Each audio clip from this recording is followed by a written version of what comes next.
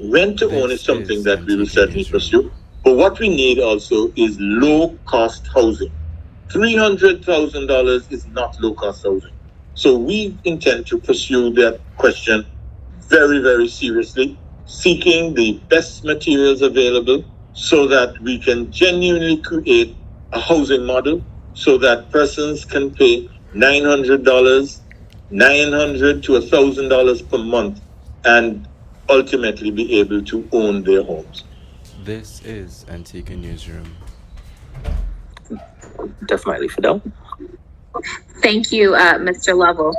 Given the extensive role that agriculture seems to play in your program for economic diversity, can Mr. Lovell speak to policy plans to make land more accessible to a wider set of citizens of all economic classes? This is Yes, Newsroom. and one of the things that we must do is to return to the zoning that we once had.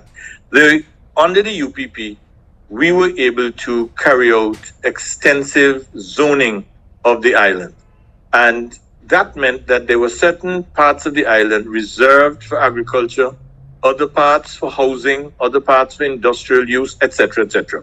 And this is something that we believe is critical for future development. We must preserve areas of land, arable land, for agriculture, for food security, to make certain that we're able to feed ourselves. So it also means that we have to explore new concepts like not only land rights, but air rights. At the moment, many of us prefer to live in single-story bungalows. Now, a single-story bungalow is definitely going to cost more than a three-story block. Now, a three-story block will have one foundation, so that's a saving. It will have one roof, that's a saving. It will mean, therefore, that it will help us to reduce the cost of housing construction, and it will also reduce the cost generally to the consumers and those who wish to buy homes. We feel that this is a new area that we have to explore. We will explore it so that we will use a model like a condominium model.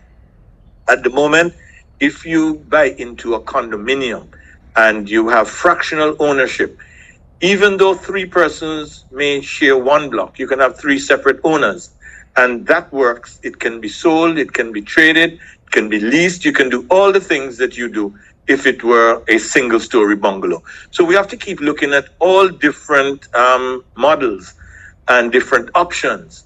We don't want to force anybody into anything, but we believe we have a duty to offer choice so that persons will say, well, if I pay $250,000 for a single-story bungalow, I may be able to pay $100,000 if it is a three-story block, and I get the same size. It's just that I will be maybe one story up or two stories up.